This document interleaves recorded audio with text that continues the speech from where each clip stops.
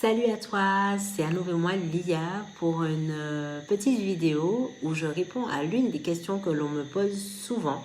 Donc, on est mercredi soir au moment où je tourne cette vidéo, mais étant donné que le jeudi, je réponds aux questions, donc j'ai décidé de le faire un petit peu en avance.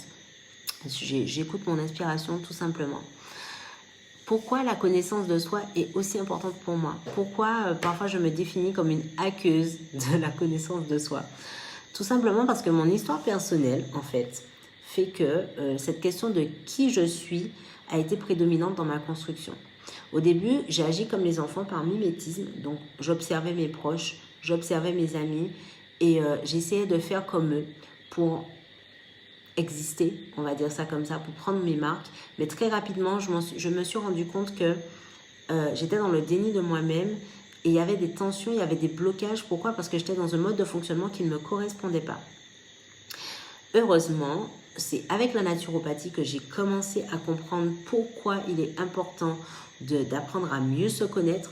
Donc pour la pratique naturopathique, les tempéraments hippocratiques qui m'ont entre autres appris à respecter mon métabolisme et aussi mieux m'alimenter en fonction du tempérament qui prédomine à l'instant. Lorsque je suis en excès d'un tempérament, comment le réguler? Il y a eu aussi les diathèses où là, c'était plus dans le côté comprendre comment je m'adapte aux événements du monde, enfin aux événements de ma vie. Voilà. Ensuite, j'ai connu le cycle féminin qui, là encore, m'en a appris beaucoup plus sur mon potentiel féminin, mon potentiel de femme, qui a changé mon regard sur mes règles, qui a changé mon regard sur mon mode de fonctionnement. Pourquoi à certains moments j'étais plus fatiguée que d'autres, pourquoi à d'autres moments je me sentais une Wonder Woman. Et puis, pour retomber tout de suite, limite je dirais pas en dépression, mais avec des émotions exacerbées, où je prenais tout au pied de la lettre, premier degré, bref. Ça m'a appris à me respecter en tant que femme et à comprendre pourquoi, à la différence des hommes, je ne peux pas être tout le temps comme ça. Et ça a vraiment... je crois que c'est l'une des grilles de lecture, l'un des outils qui m'a vraiment appris à me respecter telle que je suis, notamment en tant que femme. D'accord? Et aussi à comprendre pourquoi à certains moments, j'oscillais en permanence. Mais ce n'est pas tout. À la suite de ça, j'ai connu, grâce à, par exemple, une professionnelle aussi, que je considère, oui, c'est une professionnelle que je suis et qui a un peu le même tempérament que moi. Et je ne comprenais pas pourquoi on avait autant de similitudes, en fait. Et après, j'ai compris, justement. Elle a développé quelque chose avec une amie qui aujourd'hui a repris le flambeau toute seule, puisque c'était à la base sa trouvaille, visiblement. C'était quand je suivais Livia Quero et qu'elle nous a présenté le Human Design avec son amie Jess. Et là, alors là, ce fut the révélation. En fait, c'est comme si j'avais cheminé durant toutes ces années. Donc, à chaque fois, j'avais une partie du puzzle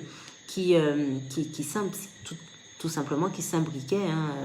Voilà, l'alimentation, mon métabolisme, ma capacité, mon mode d'adaptation, le cycle féminin pour tout ce qui est lié à mon mode de fonctionnement en tant que femme, et puis le Human Design, qui d'un point de vue homme-femme confondu, me montre pourquoi j'ai des idées à n'en plus finir, pourquoi j'ai besoin beaucoup plus que par exemple mes amis. J'ai des amis qui peuvent enchaîner des jours et des nuits comme ça, sans s'arrêter, bosser. Et que moi, j'ai sans cesse besoin de me reposer. J'ai beaucoup d'énergie, mais quand je suis à fond dans mon énergie, j'ai besoin à certains moments de me retrouver seule et de me reposer beaucoup. Ça peut m'arriver de dormir toute une journée. En tout cas, même pas de dormir, mais de me reposer toute une journée. Et pourquoi surtout, j'ai sans cesse besoin, j'ai ce côté visionnaire en fait, que j'accepte de plus en plus. J'ai ce côté visionnaire et j'ai ce côté multipotentiel. Je ne sais pas si c'est le terme, mais en tout cas, oui, je suis multipotentielle. Mais au-delà de la multipotentialité, c'est-à-dire que j'ai souvent accès à des choses avant les autres. Donc, j'approfondis, voilà. j'ai une passion fulgurante et tout. Et puis à un moment, ça retombe. Et j'ai besoin d'autre chose. J'ai sans cesse besoin de changer de point de vue. Et pareil pour les idées, j'en ai à la minute. Mais je ne peux pas tous les faire. Et en fait, là aussi, ça m'a permis de comprendre pourquoi à chaque fois, j'avais des messages de mes guides, en fait, qui me disaient, tu n'es pas une entrepreneur, tu es une inspiratrice. Tu informes, tu transmets. Mais entreprendre, ce n'est pas ton énergie. Et grâce au Human Design, j'ai compris pourquoi. Parce que je suis manifestor. Les manifestors, et puis surtout, voilà, je me sentais très différente par rapport à ça, parce que la majorité des gens autour de moi ne sont pas manifestants. Je crois qu'il n'y a que Livia Quero que j'ai connue qui est manifestant. Mais la plupart des gens autour de moi ne sont pas manifestants. Et du coup, j'avais certains complexes par rapport à ça parce que je me sentais limite inférieure à certaines de mes amies qui, elles, étaient beaucoup plus structurées, beaucoup plus organisées, beaucoup plus allées tac, tac, tac, tac, tac. Et moi, je me sentais encore une fois différente. Et j'en faisais un complexe. Avec le Human Design, j'ai compris que non. En fait, ce n'était pas un complexe, c'était au contraire une force et qu'il fallait simplement apprendre à me respecter et à respecter encore plus mon mode de fonctionnement. Et pour moi, ça a été un cheminement logique parce que chaque fois que je découvrais une part de moi à travers ces outils, eh ben, tout prenait un sens. Tout prenait un sens. Et les manifestants, en fait, n'occupent que 5 à 7%, je crois, de la population. Donc, c'est vraiment un type de personne qui est très rare. Et je peux vous assurer que lorsqu'on ne sait pas ça, lorsqu'on ne se sent pas compris, on peut passer pour quelqu'un d'instable. On peut passer pour quelqu'un de complètement perché limite parce qu'on a tout le temps des idées, puis des idées, des visionnaires quoi. Enfin, ça ne se fait pas encore, mais pourquoi tu penses à ça, mais ceci, mais cela, et puis tu as des idées à la minute, et puis pourquoi tu as besoin tout le temps de bouger, de ceci, de cela. Et le Human Design m'a appris vraiment à me respecter dans mon mode de fonctionnement. Donc pour répondre à la question, pourquoi c'est important pour moi? Tout simplement parce que plus j'en apprenais à mon sujet, au sujet de mon mode de fonctionnement, au sujet de la façon dont je fonctionne, au risque de me répéter, mieux je m'acceptais déjà, plus j'étais efficace dans tous les domaines de ma vie, à la fois professionnel que personnel, et mieux j'arrivais à comprendre les autres. Et du coup, je me suis rendu compte que plus j'étais dans cette acceptation de qui je suis, dans cette acceptation des différences, de transformer ces différences en véritable force, eh bien, en fait, plus mes interactions avec les autres étaient riches et productives. Parce que, je vais essayer de les regrouper parce que ça a coupé, je suis aujourd'hui dans l'acceptation de moi-même, dans l'acceptation de mon potentiel, dans la révélation de mon potentiel. Mais mon regard sur le monde a considérablement changé parce que, et la spirale dynamique aussi m'a beaucoup aidé dans ce sens d'un point de vue systémique, parce qu'en fait j'apprends, plus je m'aime, voilà, plus je m'aime, plus je m'accepte tel que je suis, plus je fais de mes différences une force et mieux j'interagis avec les gens qui m'entourent. Et ça, ce n'est pas négligeable. Donc, pourquoi j'ai intégré toutes ces grilles de lecture dans ma pratique de coach ou de consultante? C'est parce que pour moi, c'est essentiel que chaque personne puisse prendre conscience que les différences qu'elle ressent, que les différences qu'elle a en elle sont de véritables potentiels. Et plus on est... c'est l'ignorance en fait qui nous bloque. C'est l'ignorance qui nous fait nous sentir comme des boulets. Et là, je vous le dis clairement, parole d'une ex-amnésique, l'ignorance nous fait croire que nous sommes anormales et qu'on doit rentrer dans un moule. Non, pas du tout. Plus tu apprends à prendre le temps d'apprendre à composer avec toi-même, et mieux tu t'en sors à la fois personnellement, professionnellement et relationnellement, socialement, on va dire ça comme ça, socialement parlant. Pourquoi? Parce que tu es tellement dans cette ouverture et dans cette acceptation de toi que forcément l'effet miroir fait que l'autre, tu l'acceptes aussi à travers ces différences. Ça ne veut pas dire que tu vas accepter tout et n'importe quoi. Ça ne veut pas dire que tu vas se matcher avec tout le monde. Non, pas du tout. Mais au moins, tu sais que quand ça ne se matche pas, justement, tu sais pourquoi. Tu n'es pas dans le jugement. C'est là la grande différence.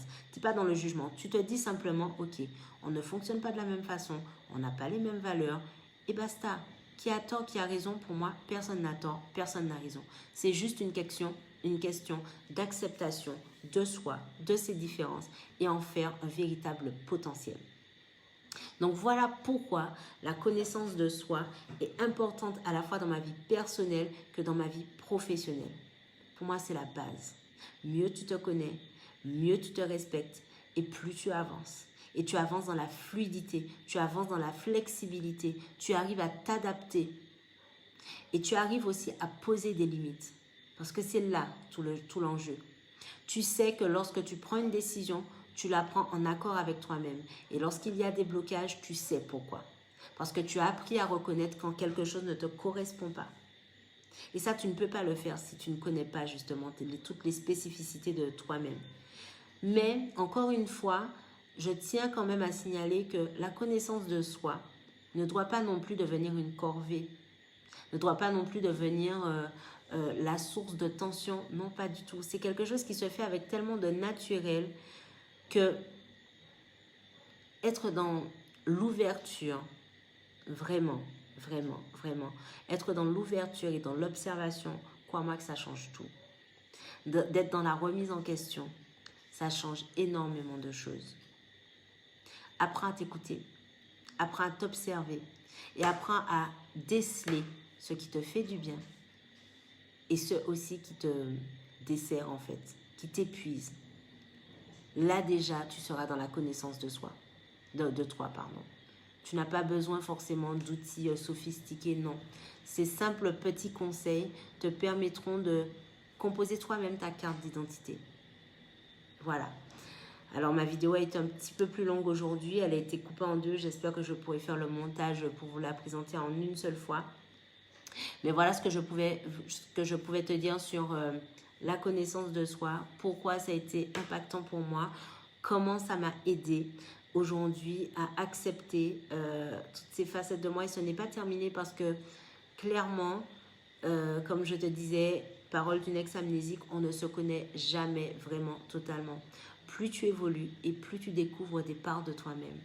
Et ça, ne l'oublie jamais. Parce que c'est ce qui te permet aussi d'être tolérant envers toi-même. Voilà. Donc, j'étais heureuse de te parler de ce sujet qui me tient énormément à cœur. Ce que je te propose, c'est que dans la prochaine vidéo, que j'aborde un sujet un peu teaser par rapport à mon livre. Mais je ne t'en dis pas plus. Je te retrouve très prochainement pour une nouvelle vidéo.